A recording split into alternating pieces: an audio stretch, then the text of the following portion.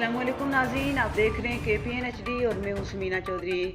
रमज़ान मुबारक का दूसरा अशरा दारुल हुकूमत मुज़फ़्फ़राबाद में खरीदारों का हुजूम, सड़कों पर ट्रैफिक जाम, ज़िले इंतज़ामिया बेहोश, मुनाफाखोरों ने रोज़ादारों को दोनों हाथों से लूटना शुरू कर दिया। प्राइस कंट्रोल कमेटी के इनराफ पर अमल दरामद नदारद। मुनाफाखोरों ने अशियाए खुदनोश के खुद साख्ता दाम मुकर्रर कर लिए। गारमेंट्स, टेलरिंग समेत बेकस की अशिया की कीमतों में मनमाना इजाफा। कसाबों ने गोश्त महंगा फरोख्त करना मामूल बना लिया। रमज़ान मुबारक का दूसरा मुआफ़त का अशरा जारी। रियासती दारुल हुकूमत में ईद की खरीदारी का अमल शुरू हो गया।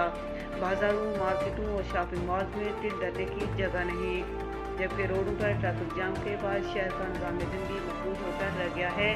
दिन 11 बजे से 4 बजे तक शहर की सड़कों पर ट्रैफिक की सुस्त रवि, बार बार ट्रैफिक जाम होना और पार्किंग न होने की वजह से गाड़ियों का रुकना खड़ा होना शहरियों के लिए वबाले जान बन गया।